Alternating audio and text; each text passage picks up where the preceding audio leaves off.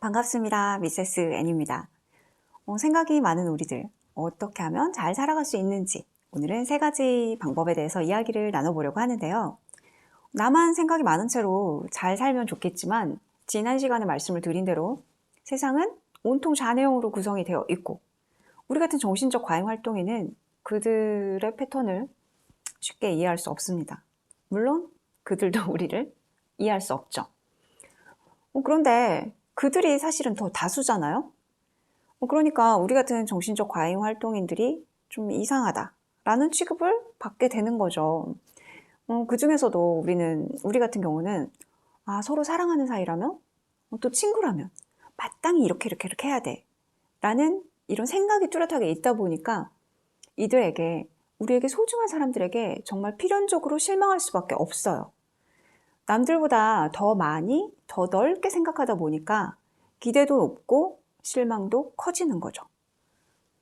그러다 보니까 이 세상이 너무 정글 같다.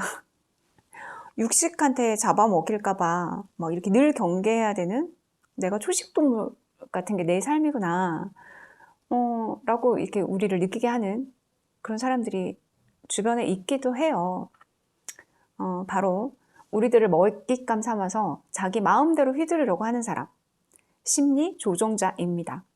나르시시스트라고 하죠.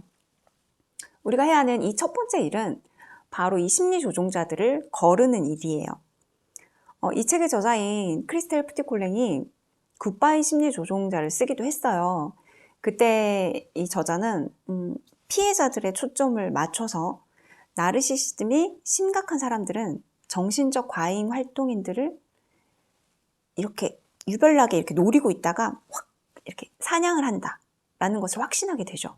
우리들은 이제 친밀하고 따뜻하고 강렬한 인간관계에 목말라 하고 또 병적으로 진심을 담아서 이렇게 행동하는 경향이 있어요.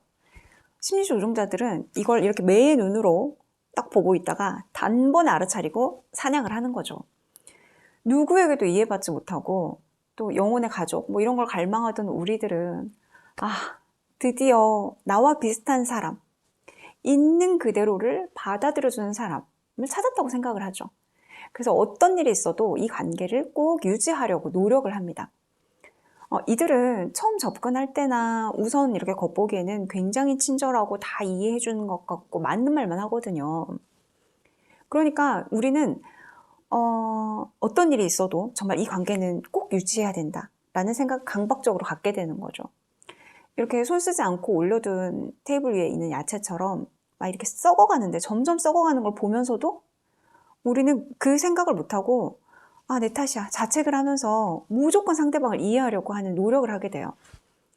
우리 같은 정신적 과잉 활동인들은 갈등 상황 자체도 워낙 싫어하는 데다가 무슨 일이 생기면 그냥 내가 양보하고 넘어가지 뭐 이렇게 생각을 하거나 아니면 내가 잘못한 거 아닌가 하는 이런 쉽게 죄책감을 느끼는 성향 때문에 어떤 일이 잘못되어 갈 때마다 내 탓만을 하면서 이제 괴로워하게 되는 거죠. 이런 특성을 이용해서 심리 조종자들은 이 일의 모든 잘못의 원인은 바로 너야 라는 인식을 계속해서 우리의 머릿속에 주입을 시키는 거예요. 우리를 가장 사랑한다고 믿는 바로 그 사람이 이렇게 우리를 좀먹는 생각을 주입시킨다는 생각을 우리는 꿈에도 하지 못한 채로 주입을 받는 거죠. 그렇다면 우리는 어떻게 이들을 구분해낼 수가 있을까요? 나르시시즘의 가장 큰 특징은 바로 내가 제일 잘났어입니다. 나 이외에 다른 모든 사람 다 하찮아요. 그들이 보기에 우리 같은 정신적 과잉 활동인들은 사실 정말 싫을 수밖에 없어요. 뭐 자연스러운 호의가 나오고 친절이 있고 남의 말 막 그냥 쉽게 믿고 활력이 넘치고 이런 것들은 그들의 삶에 상상할 수도 없는 거기 때문에 정말 싫을 수밖에 없겠죠. 그들은 셈이 많아요. 내가 제일 잘해야 되니까 남이 잘하는 꼴을 못 보는 거죠. 그리고 그걸 이루기 위해서 악의적으로 머리를 쓰기도 하고요. 자기가 나쁜 생각을 하면서 그런 행동을 하는 만큼 역시 다른 사람을 잘 믿지도 못해요. 또 이들은 우리들의 정신적 과잉 활동인들의 취약점을 너무도 잘 알아요. 일방적인 소리나 냄새, 존재감 이런 것들로 감각 공간을 일부러 이렇게 침범해가지고 우리들을 힘들게 만들기도 해요. 편도체가 이렇게 민감한 우리들의 특성을 굉장히 잘 알아서 잠을 못 자도록 아주 교묘하게 방해하는 그런 행동들을 계속하죠. 보통 사람들은 한계라는 걸 두잖아요. 그런데 이제 우리 정신적 과잉 활동인들은 그런 게 잘 안 된다는 것을 이 사람들은 너무 잘 알아요. 그래서 나르시시스트들은 너무 잘 알고 이 성향들을 이용을 하죠. 일단 우리는 사람은 모두 선해 라는 생각을 바탕에 깔고 들어가니까 이들의 이런 악의적인 방식을 사실은 상상할 수조차 없는 거예요. 그럼 이들의 특성을 정말 어떻게 알아차릴 것이냐. 앞서서도 말씀을 드렸지만 이들의 가장 큰 특징 1번이 자기 빼고는 세상 사람들이 다 멍청이인 줄 안다는 거예요. 나는 완벽한데 늘 남이 문제야 라고 말을 하는 거죠. 자기 반성이 없어요, 이 사람들은. 자세히 보시면 보입니다. 그리고 이들이 하는 이들의 두 번째 특징은 말과 행동이 일치하지 않는다는 겁니다. 우리는 보통 자기의 생각을 말로 표현을 하잖아요. 그런데 이들은 그렇지 않아요. 말은 옳은 말을 해요. 그렇지만 행동은 내 맘대로 하는 거죠. 그러니까 말하고 행동하고 일치하지가 않아요. 정신적 과잉 활동인들은 이 부분에서 정말 많이 헷갈려 해요. 우리 같은 사람들을 기준으로 봤을 때 세상에서 내가 제일 잘났어 하는 사람은 사실 있을 수 없는 경우고, 이렇게 말과 행동이 일치하지 않는 걸 보게 되면 우리는 이걸 이해하기 위해서 이제 우리 머릿속에 있는 온 생각의 공장들을 미친 듯이 가동을 하게 되는 그런 일들이 일어나는 겁니다. 정말 카오스 대혼란이 오는 거죠. 말 그대로 그들이 맞고 뭔가 잘못은 나한테 있는 것 같아. 이렇게 생각을 하게 되거든요. 그러니까 이제 그 사람이 말하고 행동하고 그렇게 안 맞는 이유를 찾으려고 우린 정말 미친 듯이 생각의 공장을 가동을 시켜요. 저자는 이런 사람들, 이런 나르시시스트들을 만나면 해야 하는 가장 합리적인 방법은 무조건 도망가라는 겁니다. 저는 그 전에 앞서 나르시시스트에 대한 말씀을 드릴 때도 고생 안 하려면 우선은 나를 먼저 잘 알아야 한다고 말씀을 드렸었는데요. 내 취약성을 먼저 알고 있으면 원래 나와는 이렇게 사고 체계 자체가 완전히 다른 사람이 존재한다. 세상에 악의는 있다. 라는 걸 그냥 인정하고 나면 정말 해답은 아주 간단해져요. 심리 조종자들을 만나는 그 순간에 우리는 재빨리 도망갈 궁리를 먼저 하고 있게 됩니다. 다각적 사고 때문에 불안하고 편도체도 민감하고 이런 나의 성향들에 대해서 정말 잘 알면 아무래도 자기 조절을 잘 할 수 있어요. 그러니까 저 자신의 취약점을 잘 알 수 있는 거죠. 저처럼 이렇게 다정도 병인 사람들, 정신적 과잉 활동인들의 특징이죠. 사랑이 정말 많아요. 아주 많아요. 없어서 힘든 게 아니라 사랑 역시 너무 과한 마음이라서 힘들게 되는 거죠. 좌뇌형 사람들이 봤을 때 이런 우리는 정서적 욕구가 너무 큰 사람처럼 보여가지고 이들이 우리더러 하는 말은 너 너무 의존적이야 라든지 애정 결핍 아니야? 라는 이런 딱지를 붙일 수도 있어요. 하지만 이건 결핍이라기보다는 사실 사랑을 주고 싶은 욕구를 과하게 느끼는 것일 뿐인 거죠. 결핍이라면 우리가 받기만 하는 데만 급급하겠지만 우리 같은 정신적 과잉 활동에는 그렇지 않거든요. 나르시시스트들이 우리와 같은 정신적 과잉 활동인을 주요 목표로 해서 삼는 이유가 바로 이 애정 때문이기도 해요. 그들은 끊임없이 과하게 요구하고 우리는 끊임없이 과하게 퍼주죠. 그렇다고 해서 이게 맞는 관계는 아닙니다. 왜냐면 우리 같은 정신적 과잉 활동인들은 이 관계에서 고갈이 되니까. 그러니까 우리가 해야 하는 일은 우리를 고갈시키는 이 나르시시스트들을 거르고 사랑을 우리 안에서, 내부에서 찾는 거예요. 우리하고 비슷한 에너지를 가진 사람들, 그런 사람들을 끌어당기고 그 사람들과 함께 원하는 만큼 자유롭게 누리고 서로를 침범하지 않으면서 주고받는 거죠.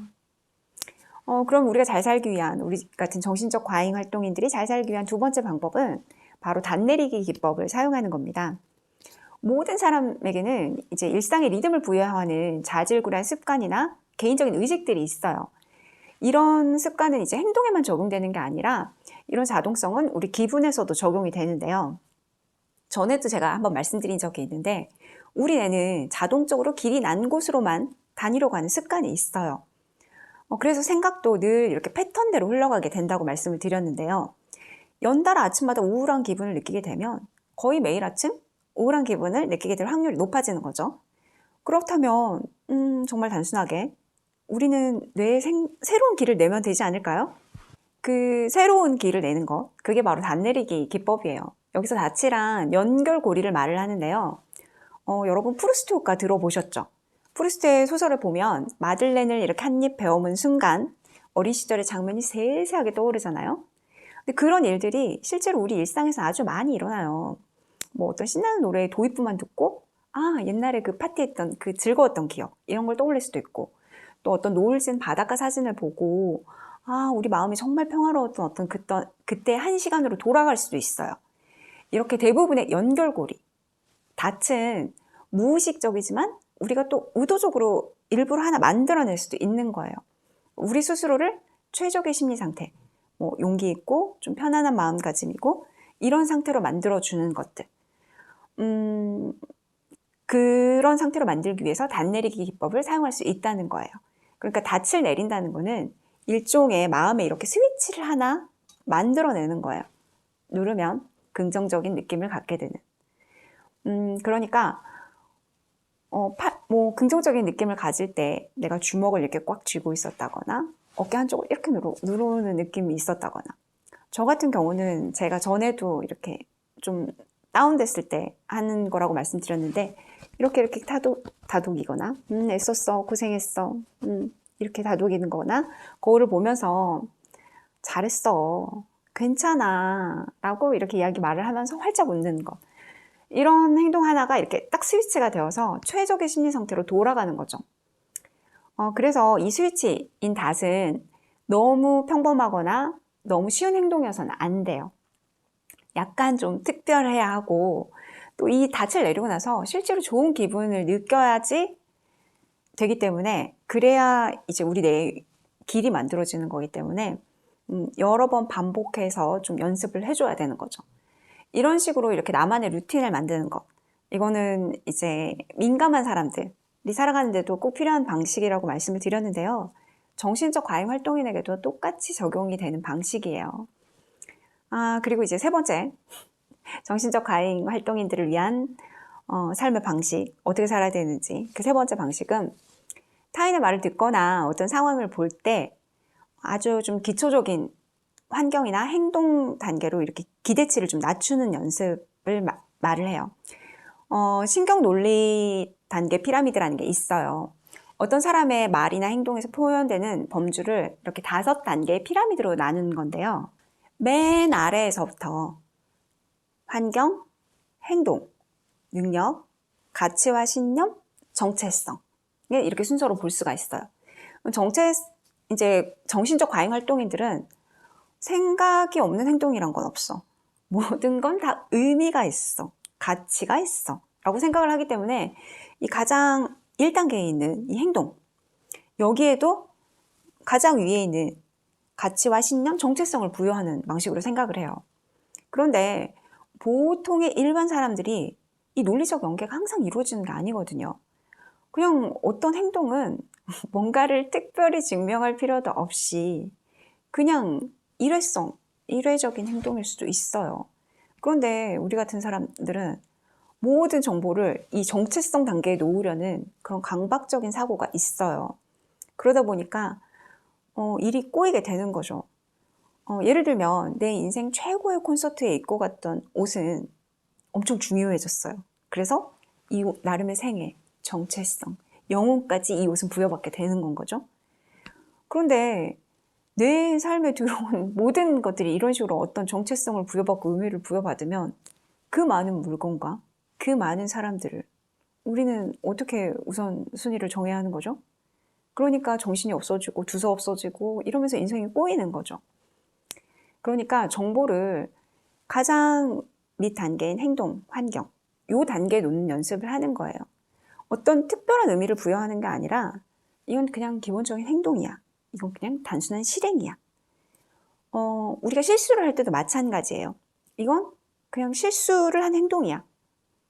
뭐 이 실수가 어디에서부터 원인이 왔고 이건 나에게 어떤 의미를 주고 이런 걸 전부 일일이 다 생각하는 게 아니라 그냥 행동 2단계, 1단계에 머물러 있다라는 생각을 하는 거죠. 우리 같은 정신적 과잉 활동이들은 완전 무결의 그런 환상을 쫓는 경우가 많아요.